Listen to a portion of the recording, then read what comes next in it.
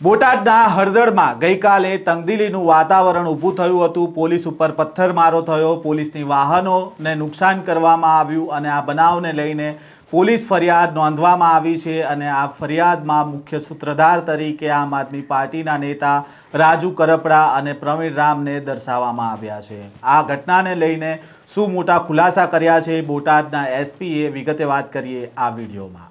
વૈષ્ણવજન તો તેને કહીએ જે પીડ પરાઈ જાનાને રે। નમસ્કાર, નવજીવન ન્યૂઝમાં આપનું સ્વાગત છે। હું છું જયંત દાફડા।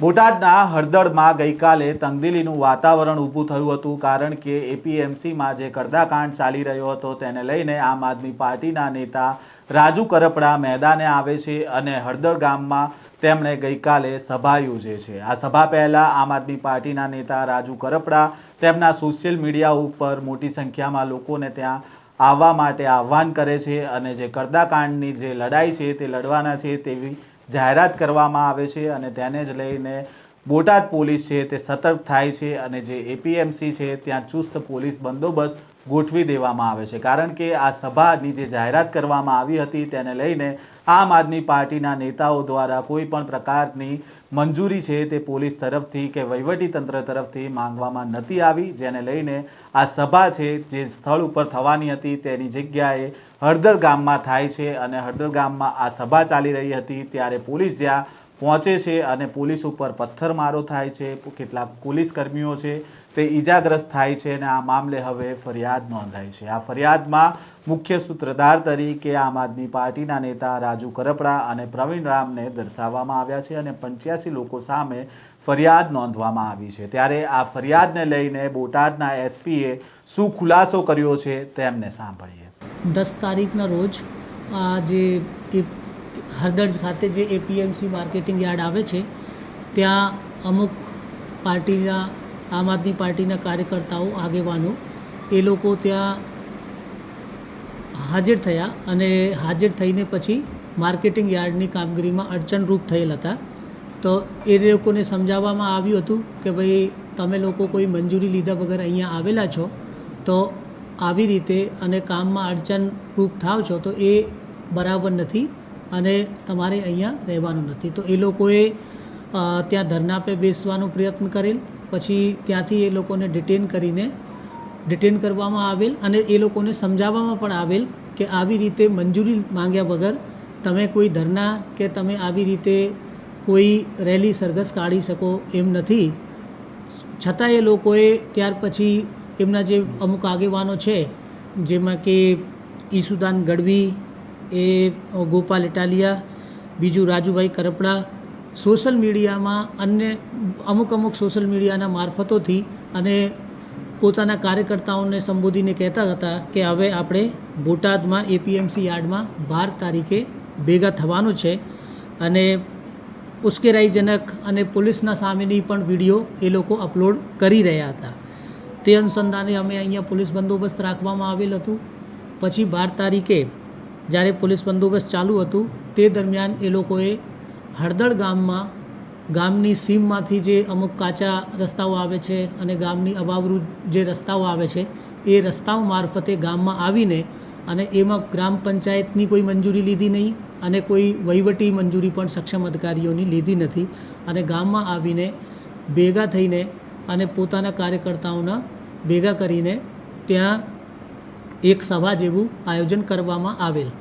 તે સભાની અમે ખબર પડતા જે પોલીસ છે જે બંદોબસ્તમાં હાજર હતી એ કે કાયદાની વ્યવસ્થાની પરિસ્થિતિ જળવાઈ રહે, એ પરિસ્થિતિ જળવાઈ રહે તે માટે પોલીસ જેમ ત્યાં સ્થળ ઉપર પહોંચી તો આ લોકો જે કાર્યકર્તાઓ અને આમ આદમી પાર્ટીના કાર્યકર્તાઓ અને આગેવાનો હતા એ લોકોએ પોલીસ ઉપર છૂટતા જ પથ્થરમારો, ઈંટો,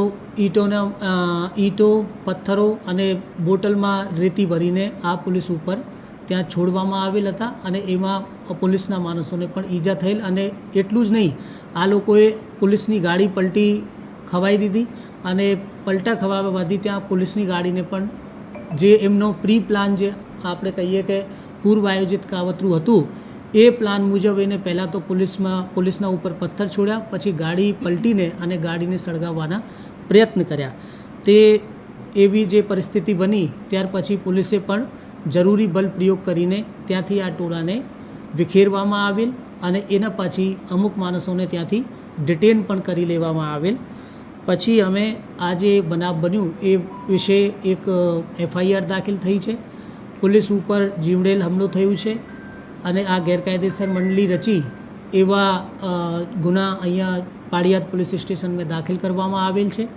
અને આમાં ટોટલ અત્યાર સુધી આપણે પોલીસની FIRમાં 85 માણસો વિરુદ્ધ આપણે FIR દાખલ કરી છે, જેમાંથી લગભગ 65 ઈસમોને આપણે તે વખતે જ્યારે પોલીસ ગઈ હતી અને પોલીસ ઉપર જે હુમલા થયો ત્યાર પછી પોલીસે 65 જેટલા લોકોને રાઉન્ડ અપ કર્યા છે અને અત્યારે એ લોકોને ડિટેન કરવામાં આવેલ છે અને હાલ આગળની તપાસ ચાલુ છે. આમાં આપણે કહી શકીએ કે મુખ્ય સૂત્રધાર જે પહેલાંથી જ એ લોકો સોશિયલ મીડિયા મારફતે અને અન્ય મીડિયાઓ મારફતે એ લોકો જે પૂર્વ આયોજિત આ કાવતરું રચી રહ્યા હતા કે આપણે ત્યાં ગામે જવાનું છે અને આવું કરવાનું છે. આમાં રાજુ કરપડા અને પ્રવીણ રામ અને બીજા અન્ય માણસો જે છે એમાં મુખ્ય જે આયોજક. આમાં આપણે BNSની અમુક જે અટેમ્પ ટુ મર્ડરની કલમો છે, રાઇટિંગની કલમો છે અને જે કાવતરૂની કલમો છે એ લગાવવામાં આવે છે. વાહનો અમુક કબજા કરવામાં આવેલ છે, લગભગ 50 જેટલા વાહનો પણ કબજા કરવામાં આવેલ છે, જે એ વાહનોનો ઉપયોગ કરીને એ લોકો ગામમાં ઘૂસી ગયા હતા. પોલીસના 2 વાહનોમાં નુકસાન આવેલ છે અને 5 પોલીસવાળાઓને ઈજા પણ થયેલ છે, જેમાં 2ને ગંભીર એટલે માથામાં ઈજા થયેલ છે. હાલની પરિસ્થિતિ શાંતિ છે અને એ જે હળદર ગામના લોકો છે એ આમાં મુખ્ય વસ્તુ એ છે કે ગામના માણસો કોઈ પણ નહોતા આજે, કેમ કે આ ગ્રામ પંચાયતની પણ એ લોકોએ મંજૂરી નહીં લીધી અને ગ્રામના માણસોએ પણ આમાં સામેલ નહીં થયા. એ લોકો બહારથી આવીને અને જે આપણે ખેતરના વાડીઓના માર્ગ મારફતે ત્યાં ગામમાં આવીને અને આ કાર્યકર્તાઓએ આવું કાવતરું રચીને આ બધું. આમાં અમુક માણસો સુરેન્દ્રનગર જિલ્લાના છે, અમુક બોટાદ જિલ્લાના અલગ અલગ તાલુકાઓના પણ છે અને બીજા અમુક જૂનાગઢ જિલ્લામાંથી પણ આવેલ છે. એટલે અલગ અલગ વિસ્તારોના માણસો છે. આ અત્યાર સુધી જે આપણને માહિતી મળી છે એના આધારે આ તમામ આમ આદમી પાર્ટીના કાર્યકર્તાઓ અને આગેવાનો જ છે. એમાં અત્યાર સુધી આપણે 21 રાઉન્ડ ટીયર ગેસના છોડ્યા છે. વૈષ્ણવજન તો તેને કહીએ જે પીડ પરા